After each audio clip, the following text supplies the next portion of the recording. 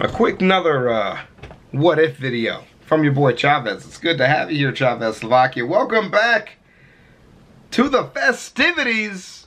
Yeah, okay, so we've been feeling pretty good now. Finally, we're back on the horse, dude. We had a tough weekend, definitely sick, and but Alka-Seltzer mixed with coffee and ice is a great way to get back on the horse, man. Now remember, coming up very soon, we're shooting that vlog about sending beat out that Carolina Reaper, so make sure you message him on Discord, let him know, get that P.O. box set up, because your boy Chavez is ready to send him some of the hottest shit you've ever seen, and then we can get our stuff started. Patreon members, don't worry, you guys' stuff is coming up very soon. I think today's videos might not have the credit roll in it, because I haven't made it yet, but I gotta edit these and get them up to get them monetized, but we'll start them Tuesday.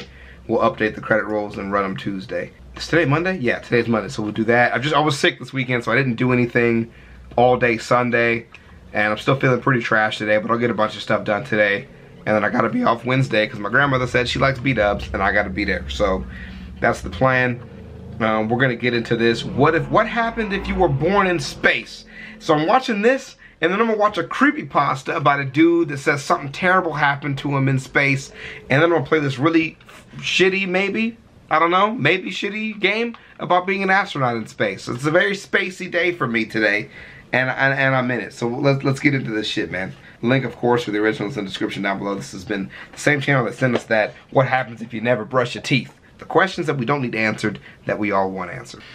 Welcome to Life Noggin. One thing I love about my human friends is that you come from all over this beautiful Earth. But what if one of my future friends was born beyond Earth? What would it be like to be born in space? Well, obviously being born in space would grant you powers like heat vision, super speed, super strength, and give you an affinity for journalism. Oh, wait. That's definitely Superman. Definitely Superman. Sorry, I was just thinking of my buddy Kara. Fictional heroes aside, being born in space or someplace other than Earth might be a little harder than you might think. This is in part due to gravity. One recent study from the University of Montreal found that the reproductive process of plants was affected by changes in gravity. They found that both hypergravity and simulated microgravity had an effect. While the reproductive systems of plants are obviously different than humans, this can still give us some insight into how a human's reproductive system might be affected under different gravitational conditions. However, the recent space pup experiment seems to give a more positive light on the possibility of humans being born in space. Space Pup sounds like the most adorable superhero ever, but it's actually a study of what being on the International Space Station would do to, freeze-dried mouse sperm. Yeah, way less cute. Although some slight DNA damage occurred, being on the International Space Station did not impair the birth rate or the normality of the offspring that came from the sperm. Still, mice are not the same as humans, and while this study does leave me nauseous, it also leaves me a bit more optimistic on the thought of human babies being born in space. Overall, it seems to be a little unclear one way or the other on how feasible it is to be born in space. But if we make the assumption that it is indeed feasible, what would a stellar tyke be like? Since the only places humans have been other than Earth is the moon and our spacecrafts, it makes the most sense to look there as potential new birthplaces. If someone was born on a place like the International Space Station, that baby might develop problems with muscle mass, bone density, and even cardiovascular health. That's where I thought this video was going. I was like, because you know, you've seen those videos of people in space, like after they come off of the shuttle and stuff, they put them in the wheelchair and wheel them out, right? And you know, you've seen the videos and they're like lifting a ton of weight in space, right? They're like lifting so much stuff, and they still come back and their muscles have still deteriorated like a ton. And that's because being in anti-gravity after you spend all your life with you know, weight on you really messes with your body. And so that's kind of what I thought this was going with, either with that, or I thought I was going to really talk about the extended time, you know, like if we were having kids for 7 generations in space, how would that change, you know, how childbirth happens? And so I think from like a real perspective, I never really expected there to be any changes to sperm or anything like that in a short term aspect, like if you just go to space and then have a baby. It doesn't seem like that should really have much of an effect, because the differences in gravity should just mean there's less stress involved with it. Maybe a harder time cleaning up after birth of the baby, which is definitely not a good thought, but that's kind of what I mean from like a literal perspective. But yeah, let's continue. Astronauts on the International Space Station typically exercise 2 hours or more every day to counteract the effects of weightlessness on the human body. Without doing so, they'd be more likely to develop the problems mentioned earlier. While adult astronauts can be proactive by exercising, I don't think a baby will be able to hit the gym as soon as they're born. Oh, well, actually this one can. Chug that protein shake, baby!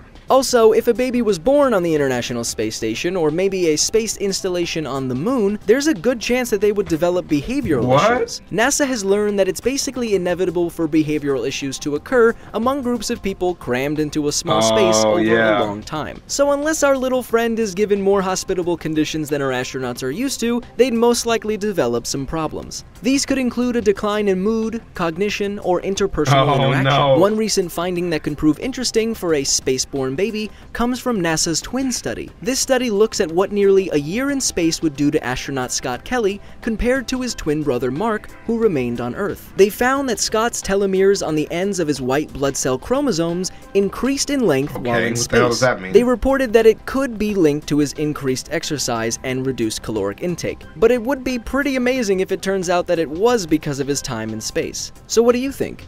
Should humans have babies in space? Let me know in the comment section below, or tell us, what should we talk about next? Should humans have babies in space? How big is the space station? Because that's a really interesting concept, that it's like a cramped area.